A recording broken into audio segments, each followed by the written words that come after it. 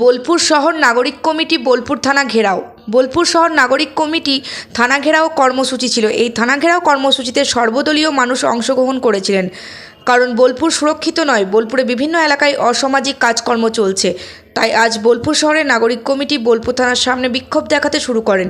তাদের দাবি বোলপুর শহরকে সুরক্ষা দিতে হবে। গতকাল অনুব্রত ঘনিষ্ঠ তৃণমূলের এক নেতাকে মারধরের অভিযোগ, যারা মেরেছে তাদেরকে অবিলম্বে গ্রেপ্তার করতে হবে, এই দাবিতে থানা ঘেরাও কর্মসূচি। কাজী আমিরুল ইসলামের রিপোর্ট, সিউড়ি টাইমস, বোলপুর।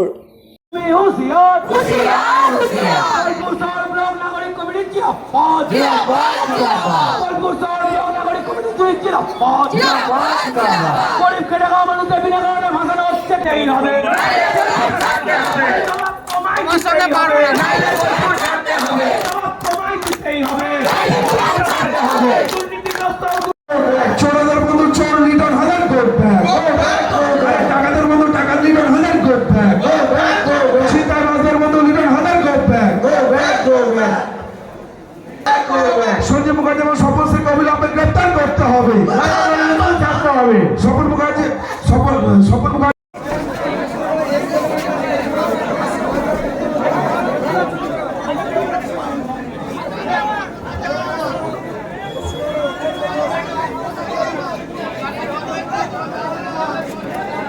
বোলপুর শহরের দুর্নীতিগ্রস্ত আইসি তুমি দূর হাঁটো, দূর হাঁটো, দূর হাঁটো।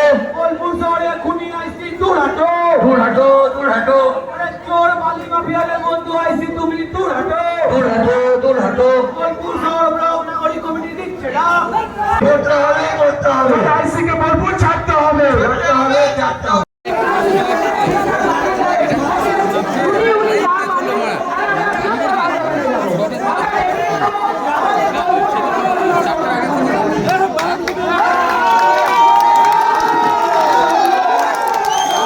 অভিযোগ যেটা সবার আগে ছিল যে আমাদের বোলপুর খুব শান্ত শহর, আর সেই শান্ত শহরকে আজকে বালি মাফিয়ার সাথে যুক্ত হয়ে আইসি সাহেব যেভাবে নির্দোষ লোকেদেরকে আজকে সাজা দিচ্ছে, আজকে অসহায় মানুষদেরকে জেলে দিচ্ছে, কিংবা অসহায় মানুষদেরকে মেরে বর্ধমান পাঠিয়ে দেওয়া হচ্ছে।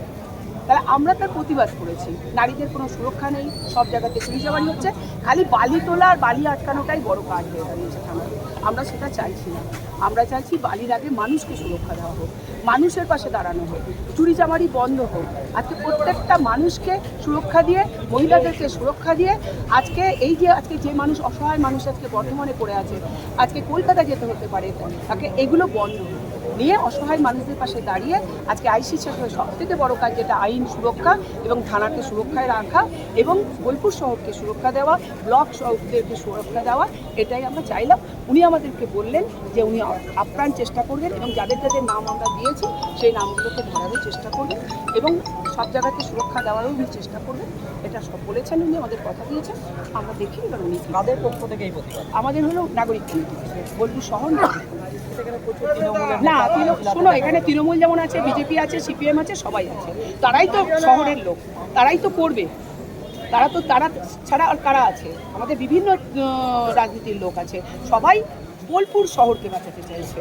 বোলপুর শহরকে বাঁচাবার জন্য যারা এসেছে আজকে বোলপুর শহর নাগরিক কমিটি, আজকে ব্লক নাগরিক কমিটি, তারাই আজকে বাঁচাতে চাইছে। পদত্যাগের স্লোগান আমরা আইসি পদত্যাগ তখনই চাইছি যখন এই সুরক্ষা তিনি দিতে পারবেন না। উনি তো চেয়ারে এসেছেনই সুরক্ষা দেওয়ার জন্য, তাহলে সেটাই যদি উনি না করেন তাহলে ওনার কাজ কী? তাহলে ওনাকে থাকতে হবে না। এটাই আমরা চাইছি। উনি কথা দিলেন